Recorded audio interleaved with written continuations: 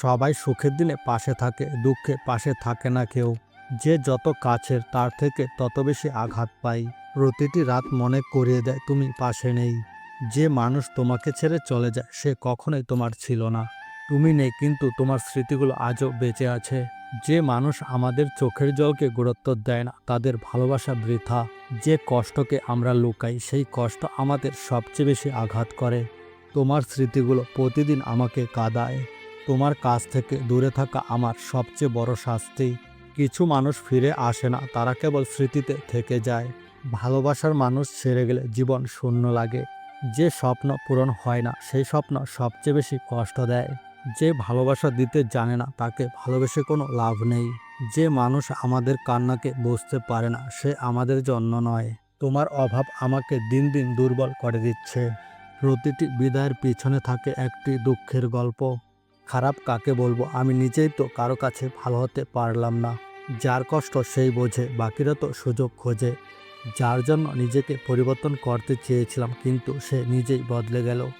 দেখে নিও প্রিয়, আমার শূন্যতা একদিন তোমাকে কাঁদাবে। প্রয়োজন শেষ হলে ভালোবাসার মানুষটিও আর সময় দিবে না।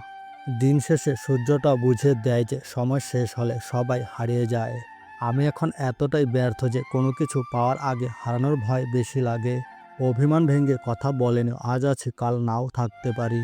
তোমাকে ভুলতে পারলো তোমার স্মৃতিগুলো কখনোই ভুলতে পারবো না। সে আমার কান্নার কারণ খোঁজে না, সে আমার মৃত্যুতেও কষ্ট পাবে না। যে জিনিসটা নিয়ে হারানোর ভয় থাকে সেটাই সবার আগে হারিয়ে যায়।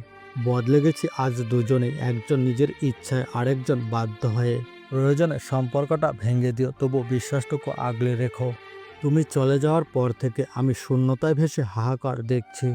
ঈশ্বর কি তোমার আমার মিলন লিখতে পারতো না? তুমি ছিলে অন্য কারো, তাই তোমাকে ফেরাতে পারিনি। মায়া বড়ই অদ্ভুত, না দেয় ভুলতে, না দেয় ভালো থাকতে। কে রাখে কার খোঁজ, নতুন পেলে সবাই নিখোঁজ।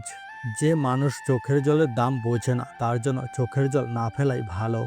দুনিয়ার এই মায়াজালে আমি এমনভাবে ডুবে গেছি, বাঁচার কোনো পথই খুঁজে পাচ্ছি না আর। চিন্তা নেই প্রিয়, আমি আর ফিরবো না তোমার এই অভিনয়ের শহরে। অপেক্ষায় আমিও ছিলাম তার জন্য, কিন্তু এটা সে বুঝল না।